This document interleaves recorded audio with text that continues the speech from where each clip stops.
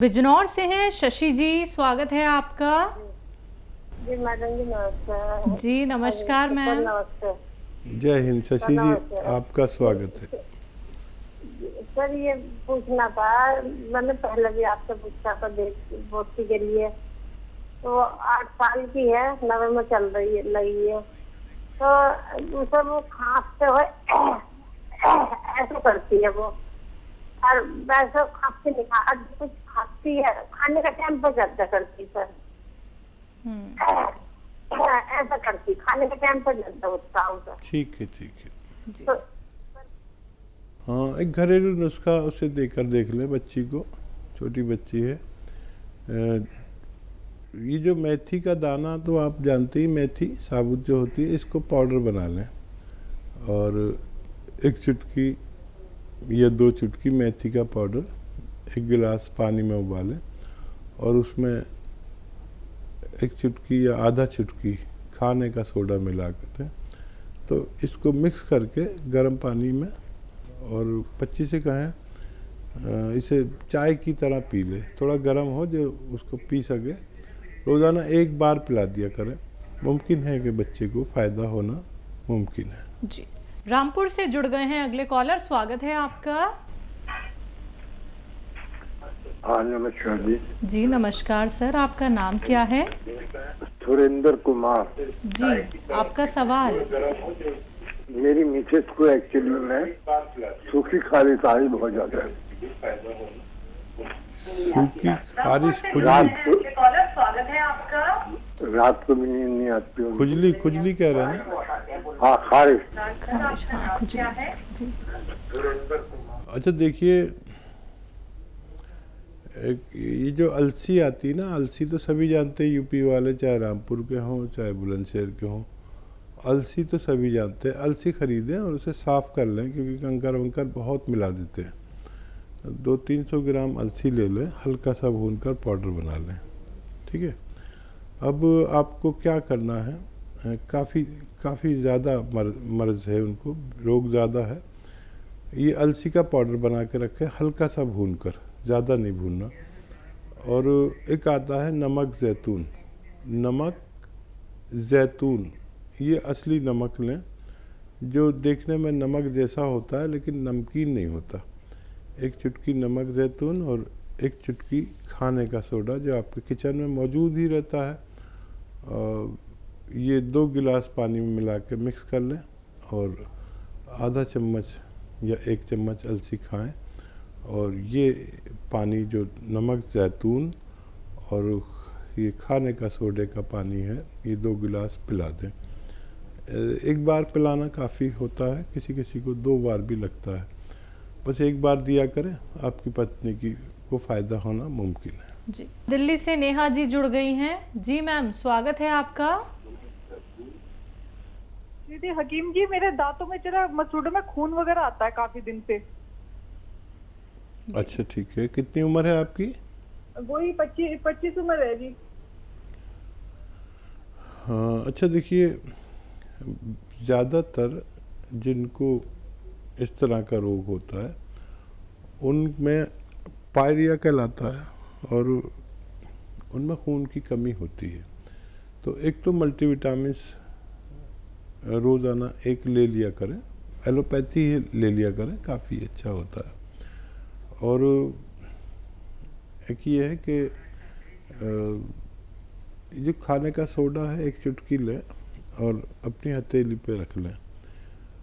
और ये राई का यानी सरसों का तेल है, 1 या 2 ड्रॉप इसमें ऐसे मिक्स करें और ऐसे अपने दांतों पर ऐसे रब करें, मालिश करते रहें हल्के हल्के ऐसे लेकर। और जो गंदगी आए तो वो आप जो लार आती है उसे ऐसे मुंह लटका के या थूक सकते हैं। ये रोज़ाना 1 बार रात को सोते समय किया करें। और याद रखें कि कुल्ला नहीं करना, आप थूक कितना भी दें लार को, लेकिन कुल्ला किए बगैर आप सो जाएं। ये आप कुछ दिन करेंगे तो आपको फ़ायदा होना मुमकिन है। जी महाराष्ट्र से हैं शाहीन, अगली कॉलर, स्वागत है आपका। नमस्कार मैम। जी नमस्कार। मैम हकीम साहब से बात करनी है। जी शाहीन, मैं हाजिर हूँ, बताइए क्या सवाल है। अस्सलाम वालेकुम। अस्सलाम वालेकुम हकीम साहब। वालेकुम सलाम। हकीम साहब, दरअसल मेरे 4 सवाल थे अपने अब्बू के लिए, और मैं सवाल पूछने से पहले आपसे बताना चाहती हूँ कि मैं आपकी 2 दवाएं अपने अब्बू को दे रही हूँ। एक जो है तो नमक जैतून और दूसरा है तो गौनसिया। जी, पहला सवाल मेरा ये है हकीम साहब कि जैसे मेरे अब्बू के किडनी में पथरी थी, तो आपने मुझे बताया था कि नमक जैतून और गुड़हल के पत्ते उन्हें निहार मुंह देना है, और उसके साथ 2 चुटकी नमक जैतून 1 गिलास पानी में, और उसके ऊपर और 2 गिलास पानी देना है। तो मैंने ये 12 से 13 दिन तक की ये खुराक उन्हें दी है। तो मैं आपसे ये जानना चाहती हूँ कि सबके जैसे अब हम कैसे पता करें कि उनकी जो किडनी की पथरी है वो बाहर आ गई है या किडनी में ही है? हमें कोई जांच वगैरह करवानी चाहिए, क्या करवाना चाहिए? इसके लिए मुझे कुछ बताएं हकीम साहब। ये बताइए, तकलीफ गई उनकी है अभी? हेलो, तकलीफ उनकी खत्म हो गई या अभी मौजूद है? जी हकीम साहब, उन्हें तकलीफ नहीं थी, दर्द नहीं था उन्हें। अच्छा।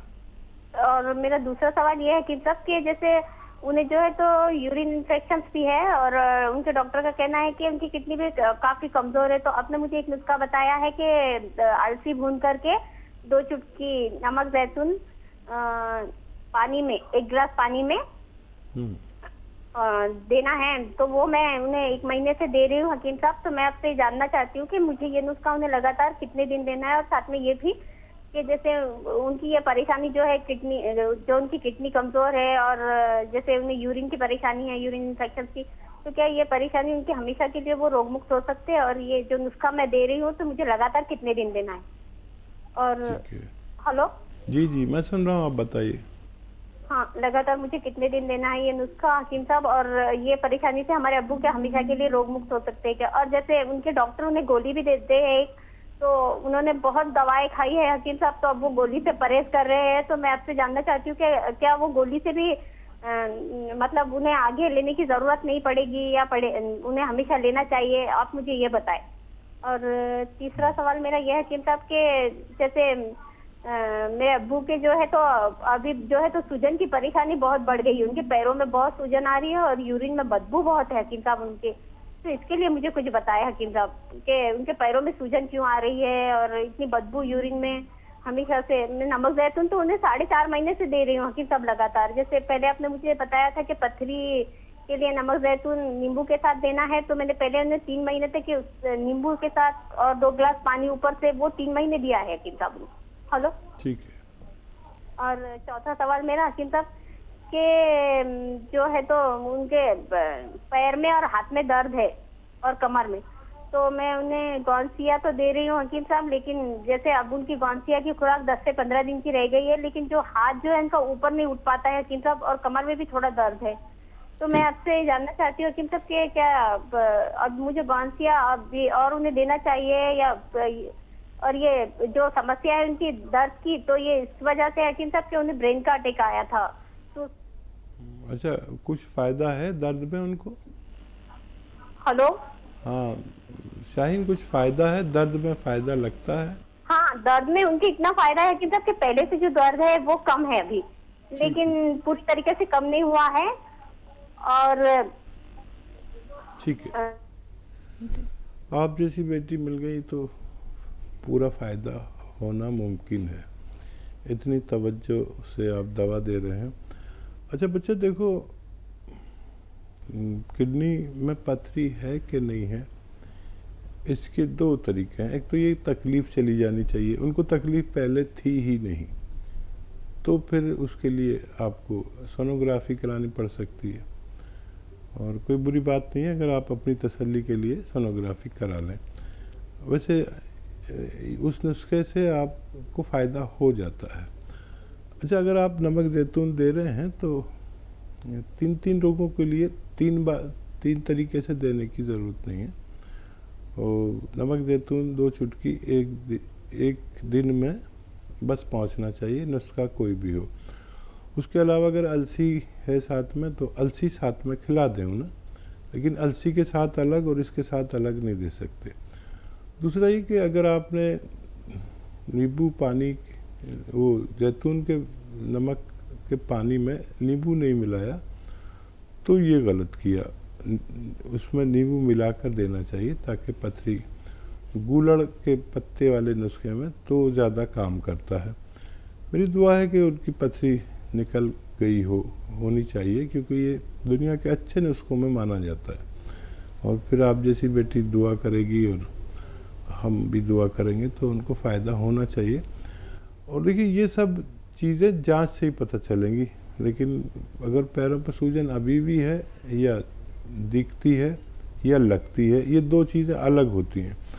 सूजन का मतलब है हम अगर पैर पे ऐसे उंगली गाड़ें उसकी गोश्त के उसमें और ऐसे छोड़ें तो अगर गड्ढा रह जाता है तो सूजन है, और एकदम ऊपर को आ जाती है गोश्त तो सूजन नहीं है। पर पैरों पर सूजन अच्छा नहीं है, दर्द के साथ साथ चली जानी चाहिए। अलसी का नुस्खा लंबे अरसे तक भी ले सकते हैं, लेकिन बगैर जांच के हम कोई कह नहीं सकते कि इतने वसूख से, इतने जिम्मेदारी से कि उनका वो निकल चुका है। जांच में तो वो आपको लिख कर ही दे देता है कि उनको फ़ायदा होता है। और ये अच्छे नुस्खे मैं बताता हूँ, दावा कुछ नहीं करता, इससे लोगों को फ़ायदा होते हुए देखा गया है। दुआ भी करूँगा, आप भी दुआ करें, नुस्खा देते रहें और मजबूत हो जानी चाहिए उनकी किडनी। जी हकीम साहब, इन्होंने कहा है कि यूरिन में स्मेल आती है। हाँ देखिए, कुछ पेशाब इनका रुक कर आता है और सड़ कर आता है, इन्फेक्शन है, इन्फेक्शन चला जाना चाहिए था अभी तक, क्या वजह है, क्यों नहीं जाता है। और किडनी की गंदगी टेस्ट होती है, किडनी का फंक्शन टेस्ट होता है, किडनी की तंदुरुस्ती टेस्ट होती है, वो सब जांच करा कर ही पता चलता है।